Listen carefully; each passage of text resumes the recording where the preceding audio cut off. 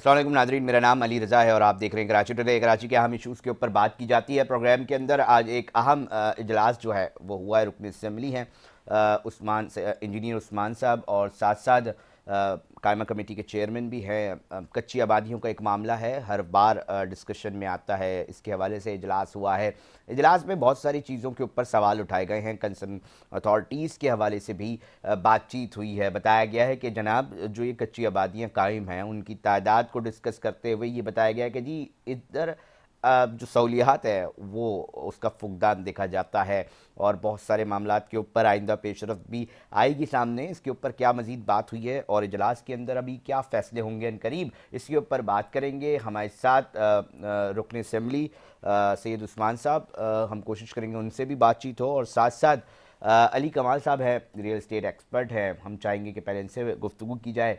बहुत शुक्रिया अली कमाल साहब, आपने टाइम दिया। थोड़ा सा मैं जानना चाहूँगा कि इस शहर के अंदर इंफ्रास्ट्रक्चर को लेकर हमेशा बात होती है, हमेशा ये बात होती है कि जी सड़कें बेहतर हों, जो आबादियाँ हैं, जो हाउसिंग सोसाइटीज़ हैं वो बेहतर अंदाज में बन सके, क्योंकि कहा जाता है जी ये माशी हब है। मगर हम ये देखते हैं कि जिस तरह बहुत सारी चीज़ों के अंदर हमें तबकाती तालीमी निज़ाम दिखता है, हमें दीगर जगहों पर तबकात मिलते हैं, वहाँ हाउसिंग सोसाइटी के अंदर भी बहुत सारे तबकाती मामलात दिखाई देते हैं। एक तरफ तो बहुत ही शानदार आला क्वालिटी की जो है वो हाउसिंग सोसाइटीज़ होती हैं, दूसरी तरफ कच्ची आबादियाँ होती हैं। मगर अब एक रुझान है कि जी जो प्रॉपर तरीके से लीगलाइज चीज़ें होने के बावजूद लोग उस तरफ नहीं जा रहे बल्कि कच्ची आबादियों की तरफ रुख कर रहे हैं। ऐसा क्या हुआ है, पहले मैं ये जानना चाहूँगा कि आपकी क्या राय है इसके हवाले से। भी इसकी बड़ी अहमियत है। पहले आपने वर्ल्ड बैंक अपने प्रोग्राम में हमें मीशत के हवाले से किया, इसका बहुत शुक्रिया। जी ही कच्ची आबादियों की जहाँ तक बात है, पहले लोगों के असल में ये फाइनेंशियल बहुत इशू होते हैं जिसकी वजह से लोग खरीदते खरीदते छोटी सोसाइटियों की तरफ जाते जा रहे हैं। पहले बड़े घर होते थे, फिर उससे छोटे घर होने लगे, फिर पोर्शन होने लगे, फिर फ्लैट्स होने लगे, फिर पोर्शन होने लगे, फिर लोग कच्ची आबादियों की तरफ भी जाने लगे। सारी चीजें आज अच्छे अच्छे लोग कच्ची आबादियों की तरफ जाने की तरफ मजबूर हैं, क्योंकि उनके फाइनेंशियल हालात इतने अच्छे नहीं हैं। और दूसरी इंफ्रास्ट्रक्चर का मसला आता है कच्ची आबादियों के लिए मगर अली कमाल कि साहब, एक सवाल है ना कि जनाब इधर तो सहूलियात का बड़ा फुकदान देखा जाता है, उसके बावजूद भी इस तरफ रुख करना। फुकदान तो हर जगह है, पक्की आबादियों में भी, डीएचए में भी फुकदान है सहूलियात का। सही है, तो फुकदान तो यहाँ पे हमारे मुल्क में हर जगह ही है। सही है, डीएचए में आपके सामने पानी और सीवरेज के आपने मसले देखे, क्या बारिशों में हाल हुआ है। सही है, वो वो तो वेल डेवलप सोसाइटियां हैं, लेकिन ये तो मतलब इतनी अच्छी डेवलपमेंट नहीं हुई हुई, इंफ्रास्ट्रक्चर प्लानिंग से नहीं बने हुए होते। ये तो इस वजह से होता है। सहूलियात का फुकदान तो अच्छा अली दोनों कमाल तरफ साहब, मेरे ये भी। साथ ही रहिएगा। टेलीफोन लाइन पे हमें इंजीनियर सैयद उस्मान साहब ने भी ज्वाइन कर लिया है, रुकन असम्बली हैं। उस्मान साहब, थोड़ा जी इजलास का अहवाल जानने की कोशिश करेंगे, क्योंकि कच्ची आबादियों के हवाले से माजी में भी बड़ी बातचीत होती रही है, और हम ये देखते हैं कि ना सिर्फ ये कि लीगलाइज कच्ची आबादियाँ बल्कि इलीगल कच्ची आबादियों का भी एक रुझान बढ़ता जा रहा है इस शहर के अंदर। बिस्मिल्लाहिर्रहमानिर्रहीम। पहले तो आपका बहुत बहुत शुक्रिया कि आपने मुझे प्रोग्राम में मदऊ किया। जी उस्मान भाई। जैसा कि अली भाई आपने सवाल किया कमेटी के हवाले से, और जो आज की जो देखिए, आज जो मैंने जो इसलिए इजलास तलब किया था एज ए चेयरमैन, और हमारे जो ऑनरेबल मेंबर्स हैं कमेटी के, एक हमने बाकायदा तौर पर जो है वो सेक्रेटरी इदारे के human settlement authority, special development and social housing department के सेक्रेटरी, और जितने भी उनके आला अफसरान हैं उनको जो है वो तलब किया था तफसीलात के लिए कि आए और ब्रीफिंग दें कि डिपार्टमेंट में क्या चल रहा है। देखिए, इस पूरे सूबा सिंध में आपकी मैं इत्तला के लिए जो है वो अर्ज करूं कि 1448 1448 जो है वो 1448 कच्ची आबादियां हैं। और अगर मैं सिर्फ कराची की बात करूं बिलखुसूस, तो कराची के अंदर 580 कच्ची आबादियां मौजूद हैं।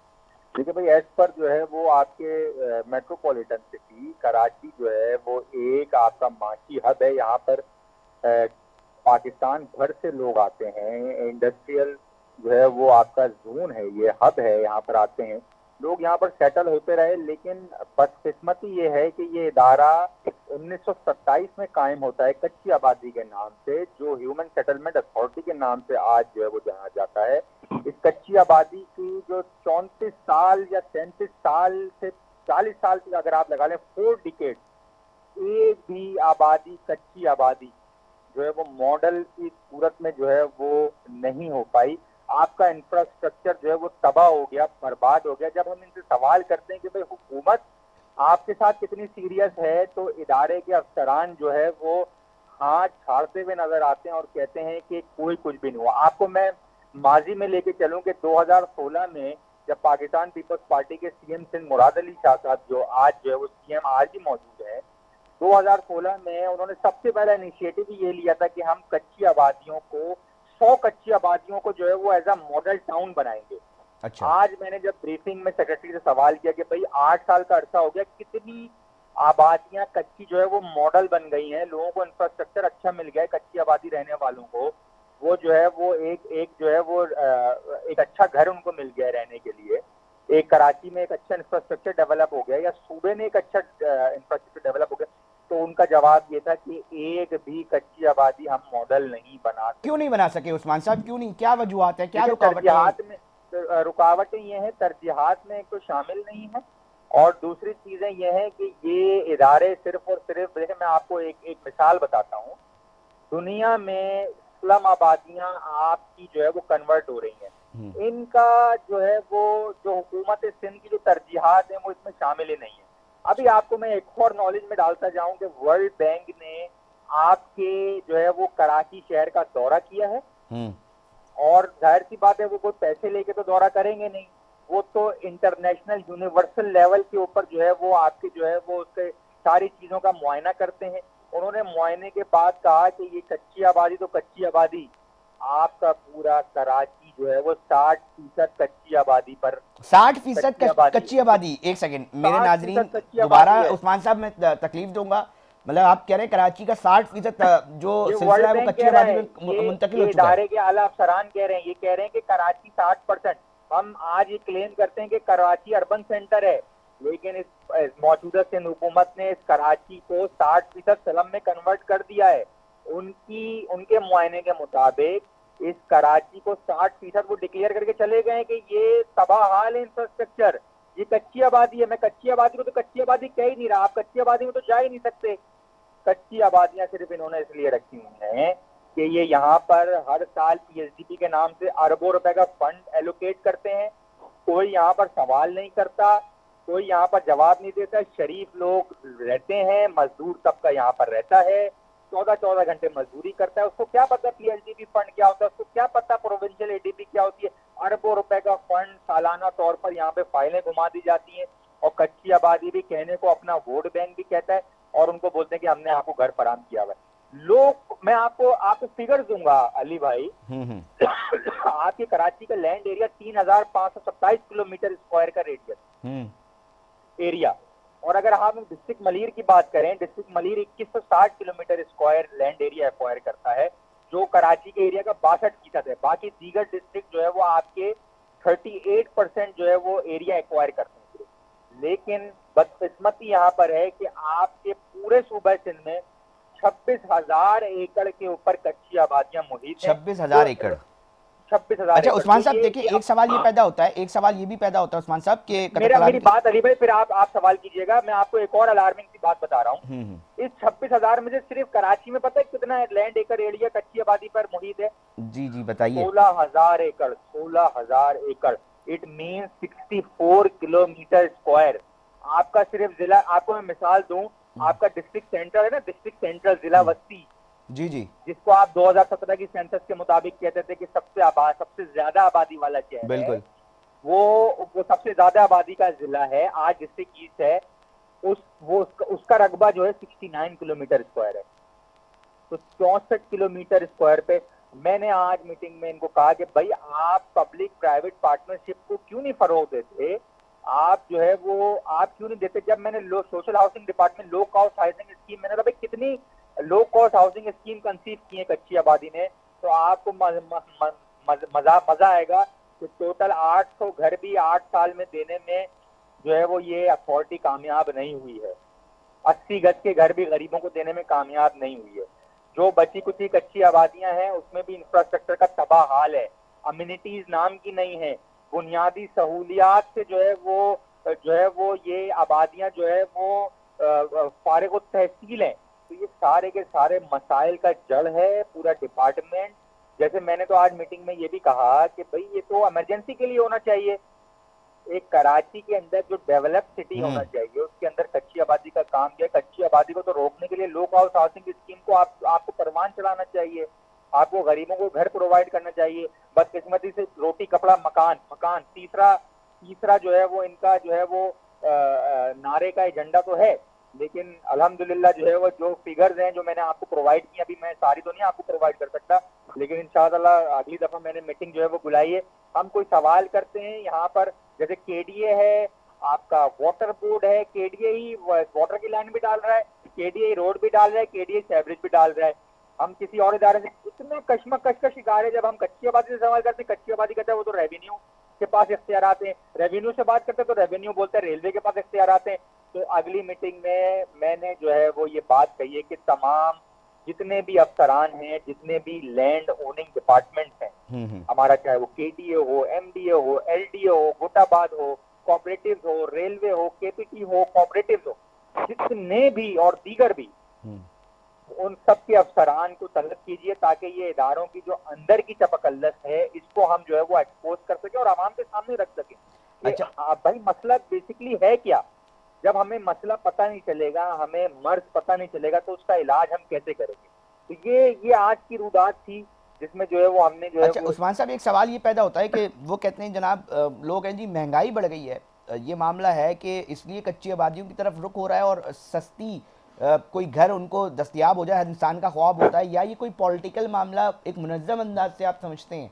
आपका क्या मौक़िफ़ होगा इसके ऊपर कि मुकम्मल तौर पे पॉलिटिकल या उसके हवाले से एक प्रॉपर मुनज़्ज़म वोट गेन करने के हवाले से कोई पॉलिसी है ये कि जी कच्ची आबादियाँ ज़्यादा हो? देखिए, इसमें आप अगर मैंने आपको जो फिगर बताया ना, सबसे ज्यादा आपको मैंने जो लैंड जो टोटल मैंने आपको एरिया बताया वो 26,000 एकड़ बताया आपको। सिंध का जो पूरा रकबा है ना वो 1,40,914 किलोमीटर स्क्वायर है, और मैंने जो आपको पूरा सिंध का बताया है वो सिर्फ 26,000 एकड़ बताया है। ये तकरीबन आपका ये जो है वो बनता है 80 से 90 किलोमीटर स्क्वायर एरिया। लेकिन सिर्फ कराची जो सिंध का जो है वो 2.5% है लैंड एरिया के हिसाब से। सिंध का एरिया जो है वो कराची का जो है वो 2.5% है, लेकिन इसमें जो आबादी वो 64 किलोमीटर स्क्वायर के ऊपर कच्ची आबादियां हैं। अच्छा उस्मान साहब, एक मामला ये भी होता है, हम ये देखते हैं कि जनाब जो कच्ची आबादियां हैं वहाँ पर बहुत सारे बायलॉज की खिलाफ वर्जी हो रही होती है, जिसका जैसे दिल आ रहा होता है और उस पर ज़्यादा फोकस भी नहीं रखा जा रहा होता, ज़्यादा उसके ऊपर जांच पड़ताल की जाए, इदारे भी बड़ा इग्नोर करके चल रहे होते हैं। ठीक है जी, बना लें जी, गरीब लोग हैं, मगर वहाँ पर जो इंफ्रास्ट्रक्चर की तबाहाली की वजह से जो आबादी में इजाफा हो रहा है, गैर फितरी तौर पर उस जगहों पर लोग जो रिहाइश इख्तियार कर रहे हैं, तो उसका कहीं ना कहीं पूरे शहर के अंदर जो मसाइल हैं वो जन्म नहीं लेंगे। क्योंकि एक जगह जहाँ पे 100 लोगों की जगह हो और 1000 लोग आ जाएं, क्योंकि उधर कोई पूछताछ नहीं है, बनाए जा रहे हैं 6-6 कमरों के घर, 6-6 मंजिला घर, तो ये मसाइल मजीद नहीं पैदा होंगे? देखें अली रज़ा साहब, मैंने वही गुफ्तगू की आपसे कि आप एक आम पाकिस्तानी जो पाकिस्तान में रिहाइश पजीर है, आईने पाकिस्तान उसको रोटी कपड़ा मकान तालीम देने का मिजाज है। रियासत माँ है और रियासत और हुकूमत एक आम आदमी को छत प्रोवाइड करेगी, आपके आइन में लिखा हुआ है। तालीम प्रोवाइड करेगी, आपके आइन में लिखा हुआ है। उसको सेहत प्रोवाइड करेगी, आपके आइन में लिखा हुआ है। तो जब आप सही टाइम पे सही वक्त में हुकूमतें एक्शन नहीं लेंगी तो ये इस तरह की चीजें तो होंगी। आप जो बायलॉज की खिलाफ वर्जी, अब भाई आपको मैं बता रहा हूँ कि 37 साल से ये अथॉरिटी एक भी मॉडल कच्ची आबादी नहीं बना पाई है। तो ये आम आदमी का फेलियर नहीं है, ये कोई लैंड माफिया का फेलियर नहीं है, ये कोई जो है वो जो आम आदमी बैठ के वहाँ बायलॉज की खिलाफ वर्जी कर रहा है उसका फेलियर नहीं है, ये आपके इदारों का फेलियर है, ये जो है वो हुकूमतों का फेलियर है। अब आप चेयरमैन बन चुके हैं उस्मान साहब, आप बेहतरी की क्या गुंजाइश नजर आ रही है? क्योंकि जिस तरह बता रहे 60% तो इसको ठीक करना एक कुछ दिनों की तो बात नहीं लग रही। देखिए, मैं आपको जहाँ तक मैं स्टैंडिंग कमेटी का चेयरमैन हूँ स्टैंडिंग कमेटी का जहां तक जो है वो पावर्स की बात है, मैं सिर्फ रिकॉर्ड मंगवा सकता हूं, मैं सिर्फ जो है वो चीजों की जांच पड़ताल कर सकता हूं, और एक मैं पब्लिक की जो जो ग्रीवेंसेस हैं या कोई मसले मसाइल हैं वो सुन के आगे पेश कर सकता हूं। देखिए, टोटली हुकूमत हमारे पास नहीं है, हम ऑपोजिशन में हैं। हमारा जो रेशो एमपीएम पाकिस्तान का बनता था वो पीपल्स पार्टी की हुकूमत ने हमें दिया है, वो कोई हमें अलग से उन्होंने कोई तोहफा नहीं दिया है कि हम कोई हुकूमत में शामिल, हम ऑपोजिशन में हैं। और हमारे रेशियो में प्रोपोर्शन में जो ठीक। हमारे 36 एमपीएज हैं, हमारे 8 स्टैंडिंग कमेटीज बनती थी एज पर प्रोपोर्शन, और मैं उसमें मुंतखब हुआ। हमारे 5 कमेटी के अरकान इस कमेटी के स्टैंडिंग कमेटी का हिस्सा हैं, मुझ समेत। तो जो है वो ये स्टैंडिंग कमेटी मिली है, हम हुकूमत नहीं है, लेकिन हम इसको जिस प्लेटफॉर्म में आपके मीडिया के तवज्जुह से इसको सेंस प्रिवेल इंशाल्लाह ताला करेंगे, और जो मेरे दायरा इख्तियार में काम है इंशाल्लाह ताला उसमें पूरा उम्मीद के साथ आवाम के लिए उतरते, इनकी आवाम के लिए उतरने की कोशिश। बहुत शुक्रिया उस्मान साहब, अपने मौक़िफ़ से और इजलास के अहवाल बता रहे थे। कायमा कमेटी के चेयरमैन भी हैं, रुकन असम्बली भी हैं। अली कमाल साहब, आपकी तरफ आता हूँ। आपने पूरी गुफ्तगू सुनी, 60% बता रहे हैं कराची का जो हिस्सा है वो कच्ची आबादी में मुंतकिल हो गया है, स्टेटमेंट है। क्या समझते हैं आप लोग, जिस सेक्टर से ताल्लुक़ रखते हैं, उसमें कितनी मसाइल का फिर सामना करना पड़ता है जब ये रेशो सामने आता है? 60% भी मोहतात अंदाजे से बता रहे हैं, इससे ज्यादा ही आपका कराची पूरा, आप यूनिवर्सिटी रोड देख ले, बड़े बड़े रोड देख ले, आप सारे ही टूटे हुए कच्ची आबादी का ही माहौल पैदा कर रहे होते हैं। और आपकी पक्की आबादियों में भी कौन सा बेसिक सहूलतें तो हमें मिलती नहीं है। पानी आने में मुश्किल है। आप काफी जगह पे आप कराची में आप भी जाते होंगे, पानी और ये सारी चीजों के कितने मसाइल है। गटर लाइनें सही नहीं होती हैं, एक रोड को बनाया जाता है फिर उसको तोड़ दिया जाता है, फिर बनाया जाता है। पहले रोड डलता है, फिर उसको गटर लाइन के लिए दोबारा खोद दिया जाता है, फिर पानी की लाइन के लिए खोद दिया जाता है, फिर रोड डल जाता है, फिर उसको दोबारा खोद दिया जाता है। तो सारे मसाइल इसी तरह हैं यहाँ पे। अब इसके नुकसानात क्या होंगे, और इससे अब फिर लार्जर स्केल पे रेवेन्यू के ऊपर भी बात होता है। कहा जाता है जी रियल एस्टेट सेगमेंट ऐसा है जहाँ से बड़ा रेवेन्यू कमाया जा सकता है। 60-70 के करीब सनतें मौजूद हैं, वो तमाम की तमाम वैसे ही ऑलरेडी पूरा इन्फ्लेशन के मामले के अंदर जो है वो मुश्किल में दिखाई देती है। फिर जब ये सूरत हाल आती है तो फिर उस वाले एंगल से क्या चीज़ें आपके पास हैं, मैं चाहूँगा आप उस हवाले से भी जो है अपडेट करें नाज़रीन को। रियल सेक्टर से तो 60-70 सनतें आपकी मुंसलिक हैं, लेकिन इधर तो पहले बेसिक हमारे पास चीजें ही नहीं है। बेसिक सहूलतें तो बहुत सार हो हमारे पास, हमारे पास सहूलियात कोई नहीं है। ठीक है। और आपका कराची शहर सबसे ज्यादा रेवेन्यू जनरेट करता है जिधर बेसिक सहूलतें हमें नहीं मुहैया होती। गटर, बड़े बड़े रोडों में गटर लाइनें, एक दिन अगर बारिश होती है तो बारिश का क्या हाल हो जाता है। गटर लाइनें, गटर और अब पानी उबल रहे होते हैं सारे। आप यहाँ से अगर बाई रोड निकल जाओ, आप कराची सिंध से जब पंजाब में दाखिल होते हो तो पंजाब में माहौल ही अलग होता है। तो ये क्यों होता है माहौल? यहाँ भी वही लोग मौजूद हैं, वहाँ पे भी ये इंसान वो लोग मौजूद नहीं है ना यहाँ पे। मैं सुन नहीं पाया, दोबारा बोलिएगा, क्या कह रहे हैं? मैंने कहा वो लोग मौजूद नहीं है ना यहाँ पे, वरना पंजाब में आप यहाँ से आपसे बाई रोड सिंध से पंजाब ही जा रहे हो, आप सड़कों का ही चीज देख लेना। सक्कर के बाद आप देख लो सिंध का एंड हो रहा है और आपका मोटरवे वहां से शुरू हो रहे हैं, और फिर उसके बाद पूरे पंजाब में कितने मोटरवेज के जाल बिछे हुए। पाकिस्तान कराची में हमारी बेसिक सड़कें सही नहीं है। आप लाहौर से और कराची का कंपैरिजन कर लो, कभी कराची को रोशनियों का शहर कहा जाता था, आज कराची का क्या हाल किया हुआ आपने।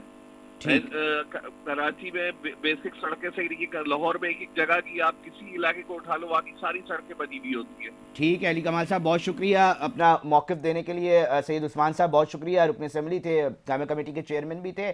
गुफ्तगू ये करना की कोशिश, जानने की कोशिश कर रहे थे कि क्या आखिर मामला है कि इंफ्रास्ट्रक्चर को लेकर हमेशा बात की जा रही होती है। अब स्टेटमेंट सामने आया कि जी 60% कच्ची आबादी है और बाकी ये सूरत हाल है। ये शहर है जिसके बारे में कहा जाता है, बताया जाता है कि जी ये कराची चलता है तो पूरा पाकिस्तान चलता है, और हुक्मरान बता रहे होते हैं मुख्तलिफ सियासी जमातों के। इस वक्त ये कंडीशन है, और जिस तरह रियल एस्टेट एक्सपर्ट हमें बता रहे थे कि जनाब छोड़ दीजिए ना, अब जो हमारी पक्की जो आबादियाँ हैं उनका भी जो हाल है वो कहीं ना कहीं नहीं, ऐसा लगता है कि जनाब वो भी कोई कच्ची आबादी से कम नहीं है। तो यकीनी तौर पे कंसर्न इदारों को इसके हवाले से सोचना पड़ेगा। बहुत बड़े पैमाने पर काफ़ी तादाद में हमने डेवलपमेंट के इदारे तो बना दिए हैं, मगर लोग सवाल कर रहे हैं कि जनाब ये सूरत हाल है और वो कब बदलेगी। नाजरीन साथ जुड़े रहिएगा, वक्फे का वक्त हुआ है, प्रोग्राम ने ब्रेक की तरफ जा रहे हैं, मगर एक अहम आईटी से रिलेटेड कुछ गुफ्तगू करेंगे, साथ ही जुड़े रहिएगा।